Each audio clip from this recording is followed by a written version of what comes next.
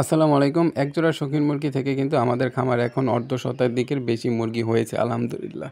আমাদের শৌখিন মুরগির জার্নিটা শুরু হয়েছিল আজ থেকে প্রায় ১ বছর আগে এবং আমরা ১ম যখন শৌখিন মুরগি ক্রয় করছিলাম সেক্ষেত্রে আমরা মাত্র এক জোড়া গোল্ডেন সেপারেট মুরগি দিয়ে শুরু করছিলাম। আর সেই মুরগিটা ছিল একদম জিরো বাচ্চা ছোট থাকতে আমরা আনছিলাম। আর সেখান থেকে কিন্তু আমরা ডিম পেড়ে ডিম পাইছি, ওইগুলো বড় হয়েছে। তারপর সেখান থেকে আমরা বেশ কিছু বাচ্চা পাইছি। আর শৌখিন মুরগি পালন করে আমি যেটা বুঝলাম সবচাইতে মূল যেটা হচ্ছে সেটা হচ্ছে আপনাকে ধৈর্য। প্রচুর ধৈর্য ধরতে হবে, কারণ শৌখিন মুরগি অন্যান্য মুরগির তুলনায় একটু রোগবালায় আক্রান্ত হয় বেশি। তবে এইটা আসলে আবার রিকভারি হওয়ার চান্সও অনেকটা বেশি হয়। সুতরাং আপনাকে এই সব কিছু জানতে হবে এবং ধৈর্য ধরতে হবে। এই ছোট বাচ্চাগুলো আমরা ৬ মাস পালন করার পর সেখান থেকে আমরা যে পরিমাণ ডিম পাইছি সেখান থেকে কিন্তু আমরা দেশি মুরগি দিয়ে ডিম ফুটিয়ে ওই বাচ্চা বিক্রি করে আমাদের কাছে কিন্তু আমরা প্যারেন্টস তৈরি করার জন্য এই যে দেখতেছেন ৪ পিস গোল্ডেন সেপারেটের বাচ্চা, এইগুলো আমরা আমাদের নিজের জন্য রেখে দিচ্ছি। আর এইগুলোর কোয়ালিটি মাশাআল্লাহ অনেক সুন্দর। আর এইগুলো ২টা মেল ২টা ফিমেল হয়েছে।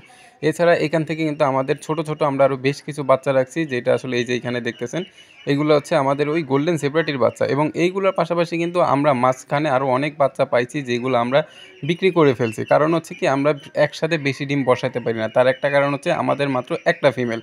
আর এখান থেকে আপনারা জানেন যে আমাদের ইনকিউবেটর নেই। আমরা খামার শুরু করার আগে আমরা কোনো পরিমাণ ইনভেস্ট করি নাই। অনেকে আসলে আছে যারা না বুঝে অনেক পরিমাণ টাকা, অধিক টাকা আসলে ইনভেস্ট করেন, পরে দেখা যায় যে তাদের ফলাফল শূন্য।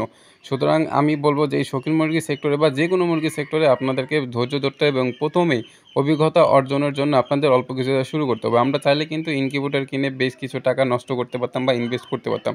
সেক্ষেত্রে কিন্তু আমরা সেটা করিনি। তো আমরা চেষ্টা করছি যে দেশি মুরগি দিয়ে এইগুলাকে তৈরি করা। তো যাই হোক, আমাদের যে কিং কোয়েলের যে ফিমেলটা আছে এই ফিমেলটা কিন্তু একটু কিছুদিন ধরে দেখতেছি অসুস্থ হওয়ার কারণ হয়তো হতে পারে কি, এই নিয়ে ও টানা ৩ বার ডিম পাড়ছে। আর আমি একটা জিনিস সেটা বুঝলাম এই কিং কোয়েল পালন করে, যে কিং কোয়েলের দাম প্রথম অবস্থায় ছিল প্রায় ৮ থেকে ১২,০০০ টাকা। অনেক ক্ষেত্রে যখন প্রথম বাংলাদেশে সবাই কিং কোয়েল চিনে তখন এগুলোর দাম ছিল ১৫-২০,০০০ টাকা। কিন্তু এই কিং কোয়েলের দামটা কমে আসার মেন কারণ হচ্ছে, মেন রিজন হচ্ছে কিং কোয়েল ব্রিডিং করাটা খুব ইজি, অনেক সহজ, যে কারণে আমাদের দেশে এখন কিং কোয়েল পানির দামে কিনতে পাওয়া যায়। আমি মূলত ইউএস ব্লাড লাইনের এক জোড়া কিং কোয়েল রাখছি, এখান থেকে এই যে আমরা বেশ কিছু বাচ্চা পাইছি।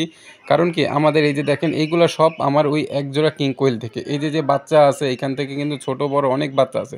তারপরও আমাদের ওই ঘরে কিং কোয়েল আবার পুনরায় ১৬-১৭টা ডিম পেড়ে রাখছে।